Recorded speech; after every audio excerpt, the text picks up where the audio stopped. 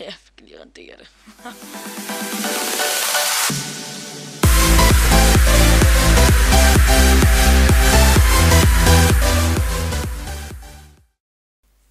Hey YouTube, det her det er sådan set Svevo, og i dag vil jeg gerne vise jer, eller i den her video vil jeg gerne vise jer, hvordan man laver det logo, som jeg har på min YouTube-kanal, og som jeg har altså på det jeg har på min intro. Den er ikke så god, men altså logoet er fint. Så her har I det færdige resultat, og jeg synes egentlig det faktisk er ret godt. Så ja, nyd videoen, se hvordan man gør det. Vi ses. Hey YouTube, bedst video her. Wow.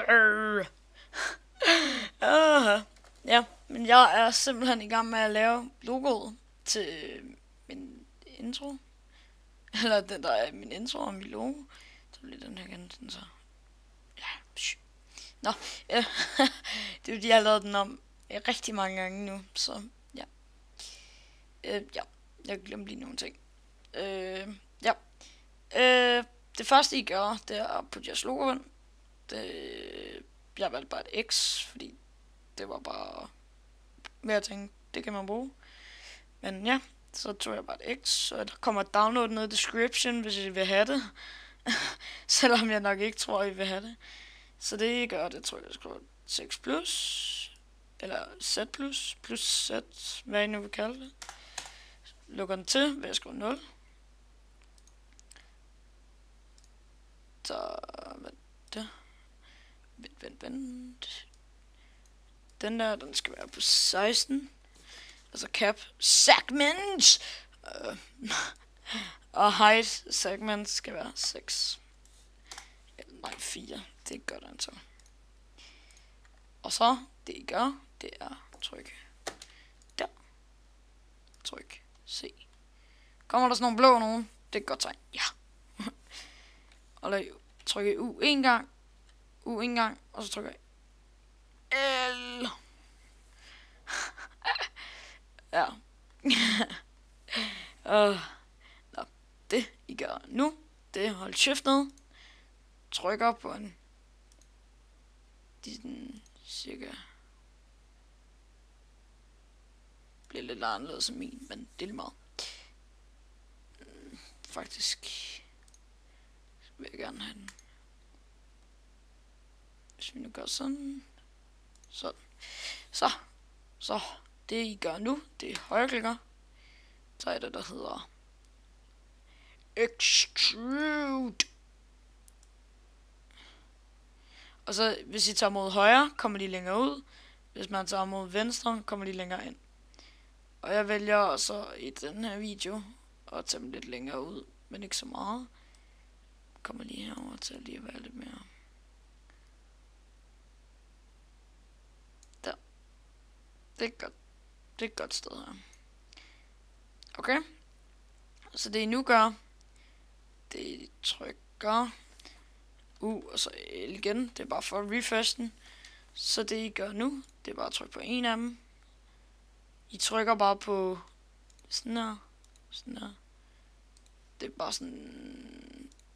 Hvad eller sådan noget af dem her. Done. Uha.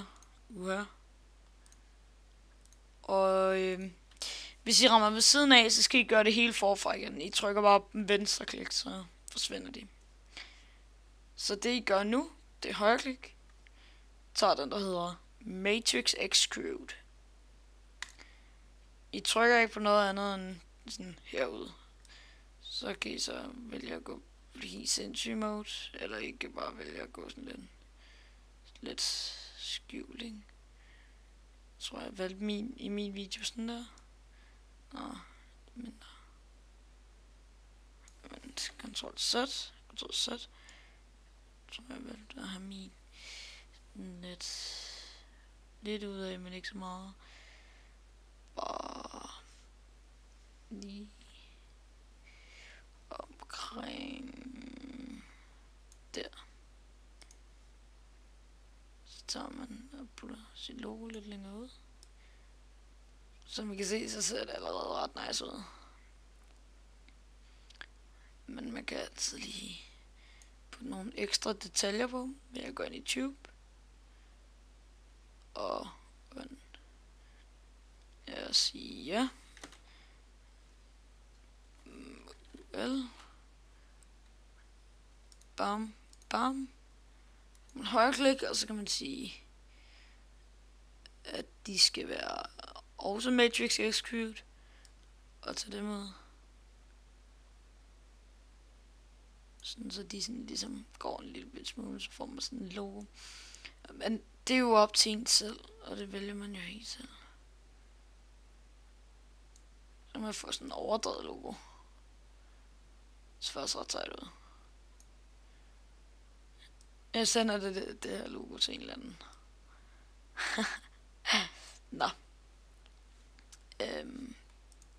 Så det vi gør her, det er at sætte den her til 80, så den bliver lidt tykkere, som I kan se. Kender I flest nok. Så det er egentlig sådan det ser ud. Så man giver den nogle colors.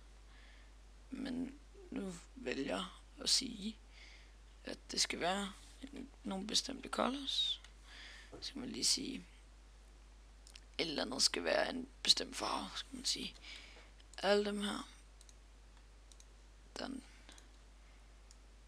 Det har jeg nu ikke gjort i min video, men jeg kan lige så godt gøre det. Bare for at vise jer, hvad det er, man gør. Det var ikke meningen.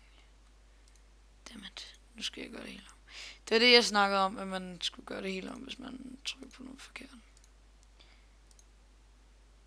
Bum. Men man overlever nok. Da. Tada! Lige om lidt bliver den færdig. Ups. Jeg vil ikke gøre det for hurtigt, for jeg vil ikke lave fejl. Igen. Det kommer bare til at tage længere tid. Done. Så kan man sige, at skal vi se. Start med at lave en helt sort. Lægger den på tuben. Og så på de der laver man en ny.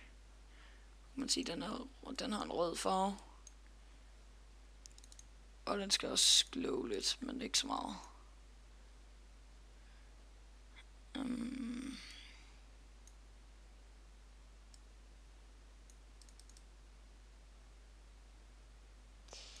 Bare sige der omkring. Kan man putte den på med dem der. Så hvis man nu loader, så ser den sådan ud. Men lige til lidt tilbage. Lidt op sådan der. Og så kan man sige Ctrl Z.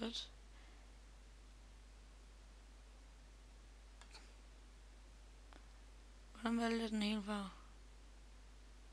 Hvordan gjorde det? Er det hvad andet, du kan gøre det med? Det er hvad andet. What the fuck? Nå. Det er hvad andet, du kan gøre det med om barn.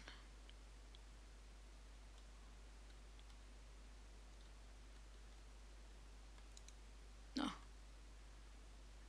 Gør sådan der.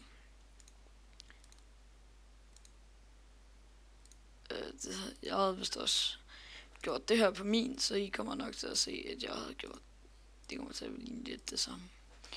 Så kan man sige, ja, create new material. Skal den her være, coloren skal være sort.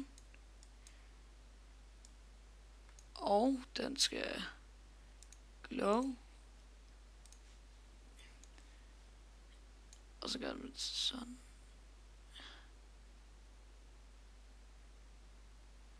Hvad skete der nu? Nå, det er fordi jeg ikke har afvalgt dem. Nå, 2 sekunder gør det lige igen. Bam.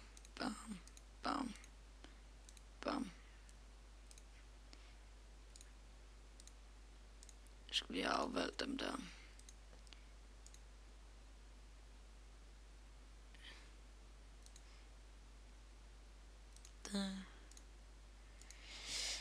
Så skal man give dem en lysende farve. Bam. Og så er man i virkeligheden så har man i virkeligheden et logo, ikke? Så sådan lavede jeg mit logo. Jeg puttede bare nogle andre ting på, og lavede noget andet og sådan noget. Eller lavede nogle andre ting. Men så sagt er det her jo bare i virkeligheden bare logoet. Og så det jeg kan gøre, det er at gå op her, sige HDTV 1920 gange 1080. Sådan, højeste pixels, 1080 video, eller below. 1000p vil I putte det ind på en film, altså på YouTube. Det er perfekt. Så gør man sådan her. Det er done, save, vælger du et sted. Vælger intros, og lægger min her. Kalder den billede. Nej. YouTube. Tutorial. Gem. Så har vi ikke TIFF, men JPG. Options. Det er Pershing. Og så tager vi det tilbage, så vi kan få det hele med. Dam. Skal vi se, hvordan det ser ud, hvis man nu gemmer det. Man kan godt gå lidt tilbage, så man også får de der ligner sådan nogle eksplosioner med. Og man kan jo altid lige turn the shit around.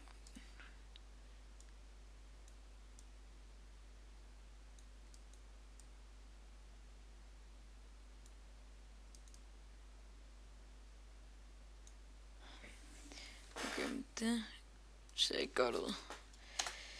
Det var den her.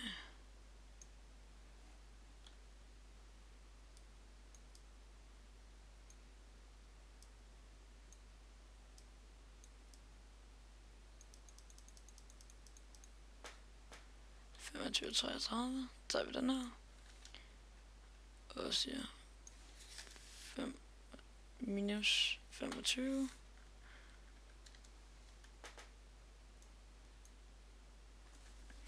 Sådan. Man løber kun og